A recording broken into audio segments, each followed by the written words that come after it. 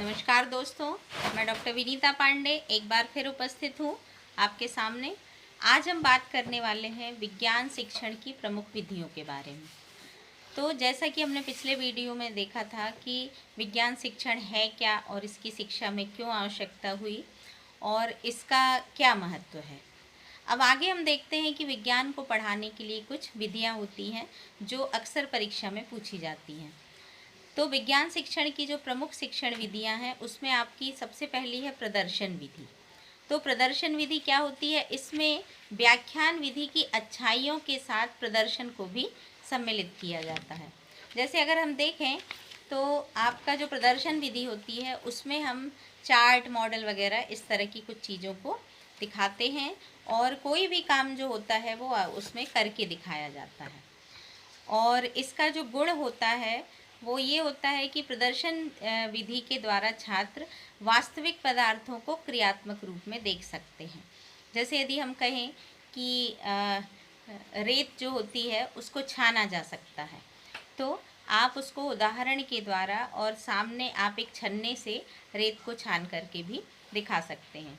दूसरा इसका गुण है कि प्रदर्शन विधि में कम उपकरण की आवश्यकता होती है, इसलिए यह कम खर्चीली होती है। तीसरा है प्रदर्शन विधि में छात्र भागीदारी द्वारा खोज विधि का प्रयोग करते हैं। मतलब इसमें एक समूह बना लेते हैं और कई लोग मिलकर के खोज करते हैं। विज्ञान में प्रदर्शन जो होता है वो अभिप्रेरण देता है। जब कोई भी प्रदर्शन करता है, देखता है या दिखाता है तो बच्चों को और अच्छा करने की शिक्षा मिलती है। फिर हम देखते हैं कि प्रदर्शन विधि के द्वारा किसी भी घटना को स्पष्ट रूप से दिखाया जा सकता है और स्पष्ट किया जा सकता है। और प्रदर्शन विधि के द्वारा किसी भी समस्या का समाधान जो होता है वो संभव होता है। तो ये आपके प्रदर्शन विधि के गुण थे। अब अगर हम जानें तो किसी भी चीज़ में गुण और दोष दोनों होते हैं। तो प्रदर्शन विधि के यदि दोषों पर हम ध्यान दें तो सबसे बड़ा दोष ये होता है कि शिक्षक प्रदान प्रदर्शन में छात्र भाग नहीं ले पाते। जैसे कई बार शिक्षक किसी चीज़ का प्रदर्शन करता है तो इस विधि में छात्र जो है वो केवल देख पाते हैं, उसमें सहभागिता नहीं कर पाते। दूसरा होता है आपका छात्रों के बड़े समूह में प्रदर्शन जो होता है वो प्रभावी नहीं हो पाता है। तो जब बड़े लेवल पर हम जाते हैं तब हम देखते हैं कि वहाँ पर जो प्रदर्शन है वो प्रभावी नहीं हो पाता है। तीसरा हम देखते हैं कि कभी भी प्रदर्शन जो होता है वो पूर्व की अपूर्ण तैयारी और प्रदर्शन को आपके अप्रभावी बना देती है। जैसे यदि हम देखें तो कभी भी अगर हमें कोई प्रेजेंटेशन या प्रदर्शन करना है और अगर हम उसकी तैयारी पूर्व में नहीं करते तो वो उस प्रदर्शन को अप्रभावी बना देती है। तो इस तरह से आपकी प्रदर्शन विधि ये है। अब इसके बाद हम देखते हैं कि प्रदर्शन विधि की जो विशेषताएं होती हैं वो वास्तव में क्या होती हैं। तो अच्छे प्रदर्शन की विशेषताओं में ये होता है कि ये योजना और अभ्यास इसका हमें पहली चीज़ तो भली भांति कर लेना चाहिए। इससे प्रदर्शनकर्ता शिक्षक में आत्मविश्वास बना रहता है और प्रदर्शन में होने वाली जो कठिनाइयां हैं उन कठिनाइयों का पता लगा करके हम उसको सावधानीपूर्वक पूर्ण कर सकते हैं। नेक्स्ट है आपका कि शिक्षक को प्रदर्शन का उद्देश्य जो है वो स्पष्ट होना चाहिए। उसे प्रदर्शन का उद्देश्य किए जाने वाले सामान्यीकरण और उत्पन्न की जाने वाली अभिरुचियों का ज्ञान पूर्व से ही होना चाहिए।